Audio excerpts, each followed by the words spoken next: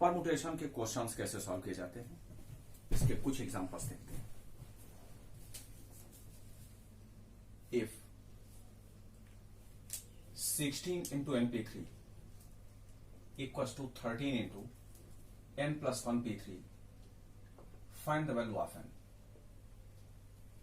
यह क्वेश्चन है। LHS RHS में इंफॉर्मेशन गिवन है और इसमें n फाइंड करने के लिए कहा गया। अब अगर इस क्वेश्चन में देखें तो एलएचएस में 16 कांस्टेंट टर्म, np3 उसी तरह से दिया गया जिस तरह से npr है। डिफरेंस केवल यह है n के जगह पर तो n है लेकिन r के लिए 3 दिया गया है, तो फॉर्मूला तो यही यूज करेंगे लेकिन r के जगह पर 3 यूज करके। तो 16 into n factorial divided by n minus 3 factorial equals to 13। n plus 1 p3 भी उसी तरह से दिया गया जिस तरह से npr है। डिफरेंस यह है n के जगह पर n प्लस 1 है लेकिन r के लिए 3 है, तो n के जगह पर यूज कर लें n plus 1 factorial divided by n plus 1 minus 3 factorial.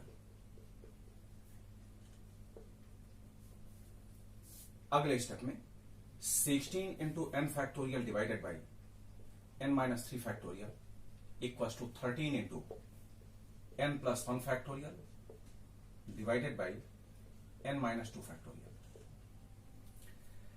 Factorial के प्रॉपर्टीज में आप पढ़ चुके हैं कि अगर एलएचएस आरएचएस या न्यूमरेटर डिनोमिनेटर में फैक्टोरियल की कई वैल्यूज की बने तो उसमें हमें बड़ी वैल्यू को ही एक्सपेंड करना चाहिए जब तक वह स्मॉलर के फैक्टोरियल के इक्वल नहीं आता। तो अब यहां भी क्योंकि एलएचएस आरएचएस न्यूमरेटर डिनोमिनेटर दोनों के फॉर्म में ये इक्वेशन दिया गया है, तो अब हमें एक्सपेंड किसे करना चाहिए? एक्सपेंड हमें बड़ी वैल्यू को करना चाहिए जब तक वह स्मॉलर के इक्वल नहीं आता, और वो भी सिमेट्री देखते हुए। अब जरा देखें, अगर हम चाहें तो n को n-3 तक एक्सपेंड कर तो सकते हैं, कोई गलती नहीं, और n प्लस 1 को n-2 तक भी कर सकते हैं, लेकिन इसके लिए स्टेप्स बढ़ जाएंगे। तो अब हम क्या करेंगे? सिमेट्री देखते हुए। सिमेट्री मीनिंग ये कि ऐसे कौन कौन से फॉर्मेट हैं जिसको एक्सपेंड करने से हमें एक या दो स्टेप से अगला मिल जाएगा। फॉर एग्जाम्पल n और n प्लस 1 की सिमेट्री इसलिए है क्योंकि n प्लस 1 को अगर हम एक्सपेंड करें तो इसका अगला स्टेप n ही मिलता है। सिमिलरली n-2 और n-3 में n-2 को अगर एक्सपेंड करें तो अगली वैल्यू हमें n-3 मिलती है।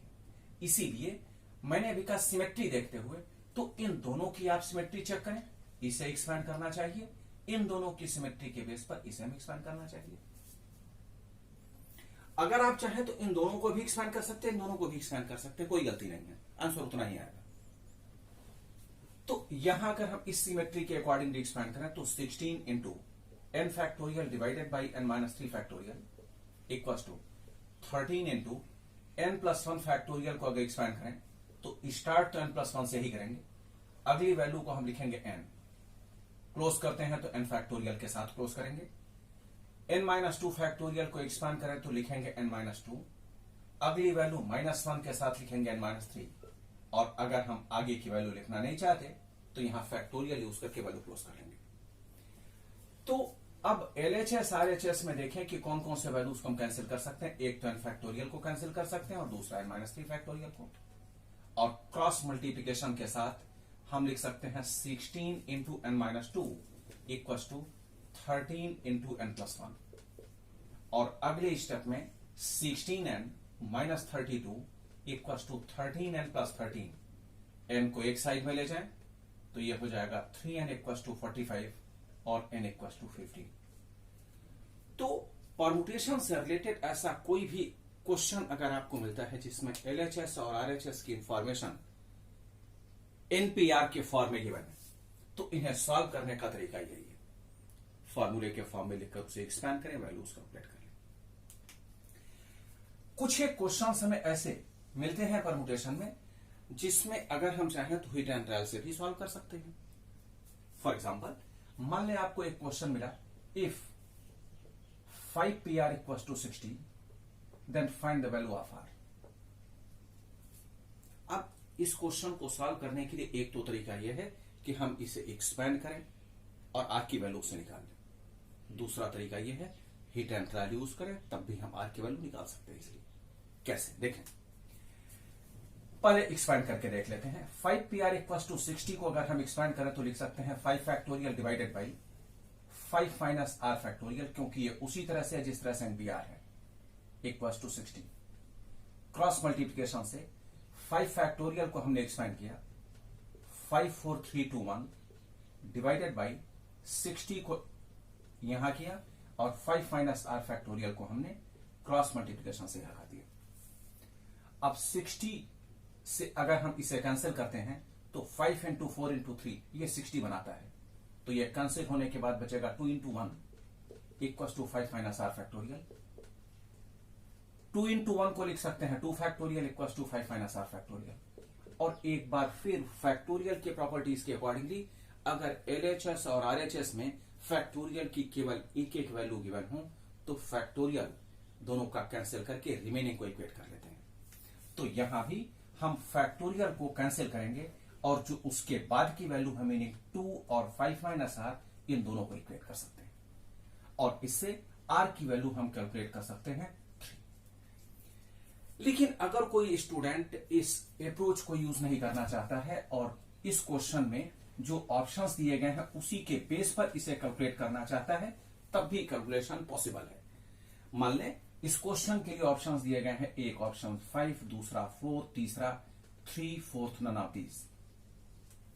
तो अब आप आर की डायरेक्ट वैल्यू ये एबीसी में से चेक करके देख लें कि किस वैल्यू को फिलअप करने से ये 60 सेटिस्फाई हो रहा है।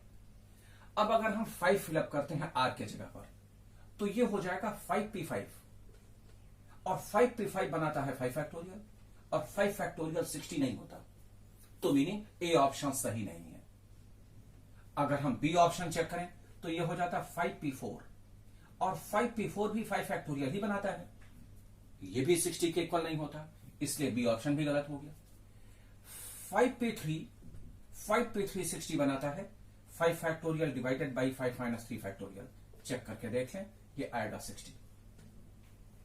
तो ये आपका सी ऑप्शन करेक्ट आंसर हो गया। अगर सी ऑप्शन सही नहीं होता तो फोर्थ को चेक करने की जरूरत ही नहीं है, क्योंकि इन चार में से कोई एक तो सही होगा ही होगा।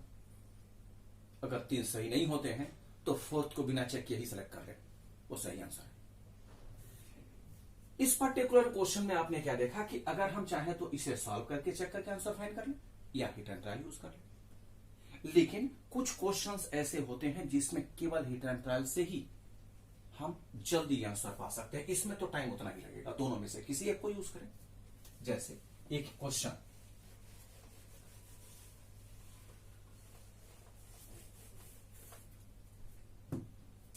If m plus n p2 equals to 56 and m minus n p2 equals to 30, find the values of m and n। दो इक्वेशन की इंफॉर्मेशन आपको गिवन है, एक m plus n p2 equals to 56 और दूसरे इक्वेशन की format है m minus n p2 equals to 30। m और n की वैल्यूज फाइंड करने के लिए कहा गया। अगर हम इस क्वेश्चन को सॉल्व करें तो m plus n p2 equals to 56 npr के फार्मूलेस के अकॉर्डिंगली अगर एक्सपेंड करें तो इसे 6 या 7 स्टेप्स के बाद हमें m और n के फॉर्म में इक्वेशन मिलेगा। Similarly m minus n p2 equals to 30 के बेस पर भी हमें इतने ही स्टेप्स के बाद m और n के फॉर्म में इक्वेशन और मिलेगा। उन दोनों इक्वेशंस को हम सॉल्व करेंगे तो m और n की वैल्यूज हम पा जाएंगे। लेकिन उससे कंपैरेटिवली इस क्वेश्चन की कैलकुलेशन एक पेज तक जाएगी। इसका इजी वे है कि hit and trial direct use करें। अगर इस क्वेश्चन के ऑप्शंस दिए जा रहे हैं, पहला ऑप्शन 6 and 1, दूसरा ऑप्शन है 7 and 1, सी ऑप्शन है 6 and 2 और डी ऑप्शन है नन ऑफ दीज। जिस ऑप्शन के दोनों वैल्यूज को फिलअप करने से दोनों इक्वेशन सेटिस्फाई हो जाते हैं, मीनिंग m और n की वैल्यूज को फिलअप करने से दोनों इक्वेशन सेटिस्फाई हो, वही ऑप्शन सही आंसर मान लिया जाएगा। एक एग्जांपल, अगर हम 6 और 1 को यूज करते हैं, मीनिंग m के जगह पर 6 और n के जगह पर 1, तो ये फॉर्मेट क्या बनेगा हमारा 6 plus 1 that is 7p2। Check करके देखें क्या 7p2 56 आता है। अगर आ गया तो फिर हम इन दोनों को सेकंड में ले जाएंगे, लेकिन अगर हम इसे एक्सपेंड करते हैं तो ये 7 माइनस 2 फैक्टोरियल, और 7 माइनस 2 फैक्टोरियल होता है 5 फैक्टोरियल, तो 7 इंटू 6 इंटू 5 पर ही हमें ब्रेक कर देना चाहिए, और इससे हमारा आंसर मिलता है 42, 56 नहीं आता। इसीलिए हम इस ऑप्शन की दोनों वैल्यूज को सेकेंड इक्वेशन में हमें यूज करने की जरूरत ही नहीं, हम यूज करेंगे ही नहीं। अब हम क्या चेक करेंगे, 7 और 1 m और n के जगह पर। तो अब अगर 7 और 1 यूज करते हैं तो ये हो जाएगा 7 और 1 8p2, 8p2 8 factorial divided by 8 minus 2 factorial. Denominator आता है 6 फैक्टोरियल, तो हमें न्यूमरेटर को 6 फैक्टोरियल तक ही एक्सपेंड करना चाहिए, और इससे हम पा जाते हैं 56। 7 और 1 यूज करने से फर्स्ट इक्वेशन से 56 पा जाते हैं। अब हम इन्हीं 7 और 1 से सेकेंड को चेक करेंगे। 7 माइनस 1 ये हो जाएगा 6p2। 6p2 से अगर कैलकुलेट करें तो 6 factorial divided by 6 minus 2 factorial, denominator आता है 4 फैक्टोरियल, तो हमें न्यूमरेटर को 4 फैक्टोरियल तक ही एक्सपेंड करना चाहिए, और ये कैंसिल होने के बाद आता है 30। मीनिंग 7 और 1 को यूज करने से दोनों इक्वेशन सेटिस्फाई होते हैं, एक m प्लस np2 और दूसरा m माइनस np2। तो इसलिए 7 और 1 meaning B option is the correct answer. तो हमने इस क्वेश्चन में देखा कि हमने यहां इस क्वेश्चन को सॉल्व नहीं किया। सॉल्व करते तो कैलकुलेशन के स्टेप्स बढ़ जाते, लेंदी कैलकुलेशन होती, और क्योंकि क्वेश्चन एक नंबर में ही पूछा जाने वाला है, तो हम जितने जल्दी और इजीली क्वेश्चन के सही आंसर को निकाल लें वही हमारे लिए अच्छा है। इसलिए इसमें हिट एंड ट्रायल यूज करके हम आंसर सॉल्व कर लेंगे। कुछ एक क्वेश्चंस परमुटेशन के ऐसे बनते हैं जिसमें रेशियो की इंफॉर्मेशन दी जाती है। एक एग्जांपल देखें, if np3 is to np2 equals to 3:1, find the value of n।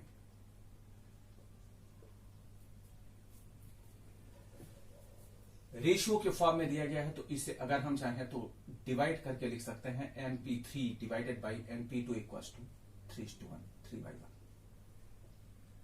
np3 उसी तरह से दिया गया है जिस तरह से npr है। डिफरेंस क्या है, n के लिए तो n है लेकिन r के लिए 3 है। तो फॉर्मूला अगर हम इसमें यूज करें तो n factorial divided by n minus 3 factorial और होल डिवाइडेड बाई np2 भी उसी तरह से है जिस तरह से npr।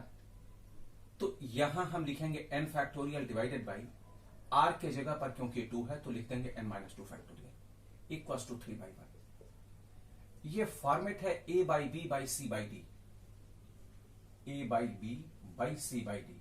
तो हम ऐसे किसी फॉर्मेट को सिंप्लीफाई करने के लिए करते क्या हैं, d को a के साथ मल्टीप्लाई करते हैं और b को c के साथ। तो यहां भी हम n माइनस 2 फैक्टोरियल को n के साथ यूज करेंगे न्यूमरेटर में, और n माइनस 3 फैक्टोरियल को इस नीचे वाले फैक्टोरियल के साथ यूज कर लेंगे। Same approach. तो अब हम यहां लिखेंगे n factorial into n minus 2 factorial divided by n factorial into n minus 3 factorial equals to 3/1। n फैक्टोरियल एक दूसरे से कैंसिल होने के बाद हमारे पास फैक्टोरियल की 2 वैल्यूज आ गए न्यूमरेटर डिनोमिनेटर में। इसमें चेक करें किसे एक्सपेंड करना चाहिए और कहां तक करना चाहिए। नो डाउट बड़ी वैल्यू को ही एक्सपेंड करना चाहिए, और क्योंकि बड़ी वैल्यू n माइनस 2 है तो हमें इसी को एक्सपेंड करना चाहिए, n माइनस 3 तक करना चाहिए। तो n माइनस 2 फैक्टोरियल को अगर हम एक्सपेंड करें तो स्टार्ट तो n माइनस 2 से ही करेंगे।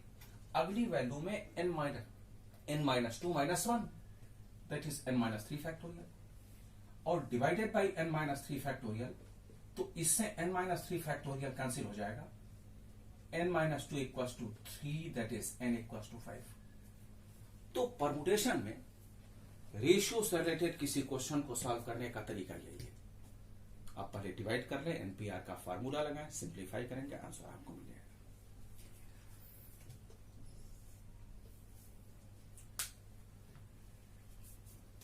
अच्छा, अगर मैं आपसे एक स्टेटमेंट कहूं तो क्या उस स्टेटमेंट से हम एनपीआर को डिफाइन कर सकते हैं क्या? जरा सुने। मैंने कहा permutation of 10 different things by taking 3 at a time. Permutation of 10 different things by taking 3 at a time. इसकी मीनिंग यह है permutation of 10 different things by taking 3 at a time. P permutation को बताता है जितने टोटल होते हैं n के जगह पर, जितने का अरेंजमेंट हो r के जगह पर. अगर मैं ये कहूं permutation of 10 different things by taking 5 at a time, तो क्या हमें लिखना चाहिए 10p5 ये लिखना चाहिए. जितने ऑब्जेक्ट्स टोटल n के जगह पर, जितने का अरेंजमेंट हुआ r के जगह पर. अब मैं एक स्टेटमेंट कह रहा हूं, उसे सुने. ये क्वेश्चन के फॉर्म में, if 6 times the number of permutation of n things taken 3 together is equal to 7 times the number of permutation of n minus 1 things chosen 3 at a time. Find the value of n. अब ये क्या है question? जो इसके पहले का question हमें equation form में डायरेक्ट दिया जाता था, अब हमें वो नहीं दिया गया. अब हमें वही इक्वेशन स्टेटमेंट फॉर्म में दे दिया गया. तो अब हमें करना क्या है, इस स्टेटमेंट के फॉर्म को हमें उस इक्वेशन के फॉर्म में पहले कन्वर्ट करना है, फिर हमें फार्मूला लगाकर जो पूछा जाएगा उसकी वैल्यू फाइंड करनी है. जरा देखते हैं क्या स्टेटमेंट है. If 6 times the number of permutation of n things taken 3 together is equal to 7 times the number of permutation of n minus 1 things chosen 3 at a time. Find the value of n. अगर आप चाहें तो इस equation से भी statement create कर सकते हैं. क्या है सुने. 6 times the number of permutation of n things taken 3 together is equal to 7 times the number of permutation of n minus 1 things chosen 3 at a time. Find the value of n. इसके बाद का process वही है जो अभी आपको example में बताया गया है. एक और एग्जांपल में बता दे रहा हूं, उसके बाद आगे के क्वेश्चंस को ट्राई करेंगे. तो यहां देखें 6 इंटू np3 उसी तरह से जिस तरह से npr है, तो n factorial divided by n minus 3 factorial, क्योंकि r के जगह पर 3 है, equal to 7 into n minus 1 p3 उसी तरह से जिस तरह से npr. डिफरेंस यह है n के जगह पर n माइनस 1 है, तो हमें यहां लिखना चाहिए n minus 1 factorial divided by n minus 1 minus 3 factorial. अगले स्टेप में 6 into n factorial by n minus 3 factorial equal to 7 into n minus 1 factorial divided by n minus 4 factorial. अब LHS RHS या न्यूमरेटर डिनोमिनेटर में आप symmetry देखते हुए बड़ी factorial की वैल्यू को एक्सपेंड करेंगे जब तक वह स्मॉलर के इक्वल नहीं आता. तो अब हम यहां n और n माइनस 1 की सिमेट्री है, तो n को एक्सपेंड करना चाहिए जब तक n माइनस 1 नहीं मिलता, और n माइनस 3 n माइनस 4 में बड़ी वैल्यू क्योंकि n माइनस 3 है, तो इसे एक्सपेंड करना चाहिए जब तक n माइनस 4 नहीं मिलता. कभी कभी क्वेश्चन में कंफ्यूजन होती है, तो आप चेक कर लिया करें कि बड़ी वैल्यू उसमें कौन है, हम उसी के अकॉर्डिंगली एक्सपेंड करेंगे. तो यहां हमने देखा 6 इंटू n फैक्टोरियल को एक्सपेंड करेंगे तो n से स्टार्ट होगा, अगली वैल्यू होगी n minus 1 factorial divided by n minus 3 factorial को एक्सपेंड करें तो n minus 3 into n minus 4 factorial equal to 7 into n minus 1 factorial divided by n minus 4 factorial. अब अगर इसे कैंसिल करें तो n माइनस 1 फैक्टोरियल भी कैंसिल, क्रॉस मल्टीप्लीकेशन से 6n equal to 7n minus 21. अगले स्टेप में n इक्वल टू 21. यही आंसर है. तो मीनिंग ये स्टेटमेंट के क्वेश्चन से भी हम परमुटेशन के क्वेश्चंस को सॉल्व कर सकते हैं. पहले इक्वेशन बनाएंगे, फिर उसे सॉल्व करेंगे. इसी से रिलेटेड एक दूसरा एग्जांपल देखें.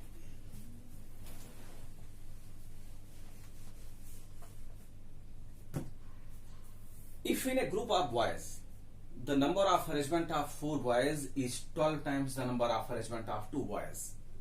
Find the number of boys in a group. ये क्वेश्चन एग्जाम में पूछा जा चुका है. If in a group of boys, जितने उस ग्रुप में बॉयज हैं, if in a group of boys, the number of arrangement of 4 boys is 12 times the number of arrangement of 2 boys. Find the number of boys in a group. Meaning जितने उस group में boys हैं उसमें से 4 का arrangement वह equal है उसी ग्रुप में 2 बॉयज के अरेंजमेंट के 12 टाइम्स के इक्वल। लेकिन हमें यह कहां पता है कि उस ग्रुप में बॉयज हैं कितने, तो पहले हम ये तो मान लें कि उस ग्रुप में बॉयज कितने हैं। तो हमने ये मान लिया let n number of boys in a group. अब हम देखते थे अकॉर्डिंग टू क्वेश्चन जितने उस ग्रुप में बॉयज हैं n, if in a group of boys the number of arrangement of 4 boys का arrangement equals to 12 times the number of arrangement meaning p, और कितने में से जितने उस ग्रुप में बॉयज हैं कितने का 2 का, is 12 times the number of arrangement of 2 boys, find the number of boys in a group, यह पूछा गया। अब अगर हम इसे सॉल्व करें तो n factorial divided by n minus 4 factorial equals to 12 into np2 भी उसी तरह से जिस तरह से npr n factorial divided by n minus 2 factorial. इससे अगर एक्सपैंड करें तो n फैक्टोरियल न्यूमरेटर की दोनों वैल्यूज को LHS RHS में एक्सपैंड करने की जरूरत ही नहीं है।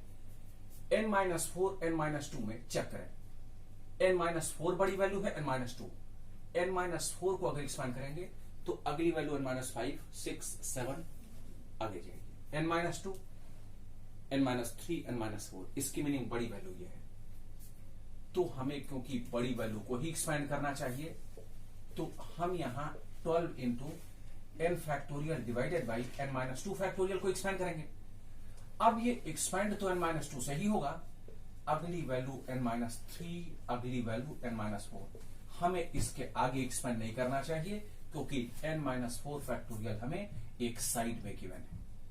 तो ये दोनों एक दूसरे से कैंसिल, ये भी एक दूसरे से कैंसिल, क्रॉस मल्टीप्लीकेशन से n minus 2 n minus 3 equals to 12, ये हो गया। तो अब अगर हम इसे देखें तो इसे अगर हम मल्टीप्लाई करते हैं तो क्वाड्रेटिक इक्वेशन पाएंगे। और मैंने अभी आपको क्वाड्रेटिक इक्वेशन बताया नहीं, ध्यान दें, आप मैथमेटिक्स में हो सकता है पहले से बहुत कुछ जानते हो, बहुत अच्छी बात है, जानना भी चाहिए। लेकिन जब तक मैं आपको इस सिलेबस के अकॉर्डिंगली जितने चैप्टर्स में बताऊंगा मैं वही आपसे क्रॉस क्वेश्चन करूंगा, मीनिंग जो मैंने आपको बताया नहीं वह मैं आपसे पूछूंगा नहीं, क्योंकि क्वाड्रेटिक मैंने आपको बताया नहीं है अभी, इसीलिए क्वाड्रेटिक के सॉल्यूशंस अभी मैं आपसे नहीं पूछूंगा, जब मैं बता दूंगा तभी मैं आपसे पूछूंगा। तो अब हम इस क्वेश्चन के सॉल्यूशन के लिए क्या करें कि टेंट्रा लगा दें, सुखी रहेंगे, जल्दी आंसर पा जाएंगे। तो अब मान लें इस क्वेश्चन के ऑप्शन हमें ये दिए जा रहे हैं 6 B4 C3 D none of these। तो चेक करके देखते हैं किस ऑप्शन से ये सेटिस्फाई होता है। 6 अगर हम पुट करते हैं तो 6 माइनस 2 4 और 6 माइनस 3 3, 4 इंटू 3 12, बिल्कुल सही, इससे अच्छा आंसर कहां होगा। तो ये था परमुटेशन से रिलेटेड हम किसी क्वेश्चन को सॉल्व कैसे करते हैं उसका तरीका।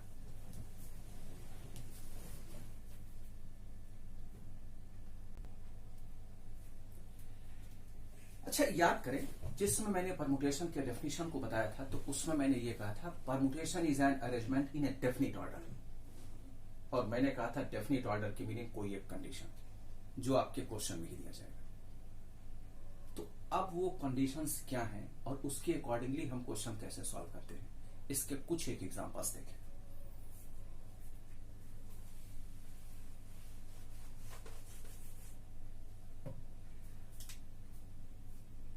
एक क्वेश्चन है, in how many ways can the letters of the word triangle be arranged such that the word angle will be always present? In how many ways can the letters of the word triangle be arranged such that the word angle will be always present? जरा देखें, triangle word का हमें arrangement करने के लिए कहा गया TRIANGLE। अगर हमसे नॉर्मल तरीके से ट्रायंगल वर्ड का अरेंजमेंट करने के लिए कहा जाता तो ट्रायंगल में क्योंकि 8 अल्फाबेट्स होते हैं हम डायरेक्ट इनका अरेंजमेंट लिख लेते 8 फैक्टोरियल, और इट फैक्टोरियल की मीनिंग ये है कि ये सभी अल्फाबेट्स जो ट्रायंगल वर्ड में यूज हो रहे हैं ये सभी आपस में मिक्स होकर के जितने वेज बनते वह आपका आंसर हो जाता। कभी कोई वर्ड टी से स्टार्ट होता, कभी आर से, कभी आई से, कभी ई से, जो भी बनता। लेकिन इस क्वेश्चन में क्या कहा गया हमसे, ट्रायंगल वर्ड का अरेंजमेंट तो करें, लेकिन ये जो एंगल वर्ड है ये हमेशा एक साथ होना चाहिए। The word angle will be always present, ये टूटना नहीं चाहिए। तो अब मीनिंग क्या है, ये एंगल वर्ड जहां भी जाएगा एक साथ जाएगा, यूज किया जाएगा एक साथ, निकाला जाएगा एक साथ। तो meaning angle word as one unit. Angle word को हम अब सिंगल अल्फाबेट ट्रीट कर रहे हैं। क्यों? क्योंकि ये कभी ब्रेक नहीं होना चाहिए, टूटना नहीं चाहिए इस पर्टिकुलर क्वेश्चन में दिए गए स्टेटमेंट के अकॉर्डिंगली। तो अब हमारे पास टोटल अल्फाबेट्स कितने हुए, ऑब्जेक्ट्स कितने हुए। एंगल वर्ड को हमने मान लिया 1 unit, I as 1 unit, R as 1 unit, T as 1 unit. तो हमारे पास बेसिकली जो ऑब्जेक्ट्स हुए वो तो 4 ही हुए। अब हमें इन्हीं 4 का अरेंजमेंट करना है, और 4 ऑब्जेक्ट्स का अरेंजमेंट हम जानते हैं ये 4p4 होता है, क्योंकि 4 का ही अरेंजमेंट करना है और 4 में से ही करना है। तो ये होता है 4 फैक्टोरियल, और इसको सिंप्लीफाई किया जाए तो 4 इंटू 3 इंटू 2 इंटू 1, 24 वेज। ध्यान दें, इसको एक बार फिर मैं बता दूं, एंगल वर्ड इसमें एक साथ ही होना चाहिए, वह वर्ड ब्रेक नहीं होगा। टी को कोई ब्रेक नहीं करता, टी टी ही रहेगा जहां भी जाएगा। सिमिलरली एंगल वर्ड है जो इस क्वेश्चन में कहा गया कि एक ही होना चाहिए। तो इस तरह से हमने ये किया। इसी क्वेश्चन में को मैं चेंज कर रहा हूं। अब मैं क्वेश्चन ये कर रहा हूं, in how many ways can the letters of the word triangle be arranged such that word try will be always present. अब ट्राई वर्ड एक साथ होना चाहिए, ध्यान दें। ट्रायंगल वर्ड का arrangement, word try will be always present. अब TRI ये सिंगल वर्ड है, सिंगल यूनिट है, सिंगल ऑब्जेक्ट है। अब ये जहां जाएगा एक साथ यूज किया जाएगा एक साथ, निकाला जाएगा एक साथ। तो हमारे पास अब ऑब्जेक्ट्स कितने हो गए, TRI as 1 unit, A as 1 unit, N as 1 unit, G as 1 unit, L as 1 unit, E as 1 unit. देखें, tri as 1 unit, A N G L E 1 unit. अब टोटल ऑब्जेक्ट्स कितने होंगे हमारे पास, 6। इनका अरेंजमेंट क्या होगा, 6p6। 6 का arrangement करना चाहते हैं और टोटल 6 भी है। तो अब ये हो जाएगा 6 फैक्टोरियल, और 6 फैक्टोरियल को अगर हम एक्सपैंड करेंगे तो 6 5 4 3 2 1 720। एक बार चेक करके देखें, 6 इंटू 4 इंटू 3 होता है 60 इंटू 2, 120, 120 इंटू 2, 120 इंटू 6, 720 वेज। तो इस तरह से हम क्वेश्चंस को अब स्टेटमेंट के जो डेफिनेट कंडीशन के अकॉर्डिंगली है हम उसके अकॉर्डिंगली करते रहेंगे, जिसे डेफिनेट ऑर्डर कहते हैं। एक और एग्जांपल देख लेते हैं। 5 स्पीकर्स हैं, there are 5 speakers A B C D and D। ये किसी स्टेज पर कुछ बोलने वाले हैं। 5 स्पीकर्स हैं, ये किसी स्टेज पर कुछ बोलने वाले हैं। क्वेश्चन में इनके अरेंजमेंट की कंडीशन यह है, in how many ways that A will speak always before B। A will speak always before B, meaning A B C D E car में अरेंजमेंट करना है। एक बार फिर सुन लें, 5 स्पीकर्स हैं A B C D, ये किसी स्टेज पर कुछ बोलने वाले हैं, कुछ परफॉर्म करने वाले हैं। हमें अरेंजमेंट उस केस में बताएं इन विच A will speak always before B।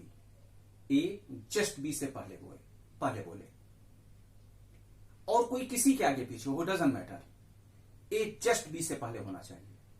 तो हमने अब किया क्या, A को आगे किया और B को पीछे किया, इन दोनों को एक रस्सी से बांध दिया। अब ये जहां जाएंगे एक साथ, खड़े होंगे एक साथ, उठेंगे एक साथ, बैठेंगे एक साथ। A आगे है, B पीछे है, यही ऑर्डर भी है। अब ये तो 1 यूनिट हो गए A B, और रिमेनिंग कितने हैं C D एंड E। तो अब हम अरेंजमेंट में क्या लिखेंगे, देखें, A को आगे किया, B को पीछे किया, इसको हमने बांध दिया, एक 1 यूनिट हो गया। C as 1 unit, D as 1 unit, E as 1 unit. अब ये टोटल ऑब्जेक्ट्स कितने हो गए, 4 फैक्टोरियल, 4p4।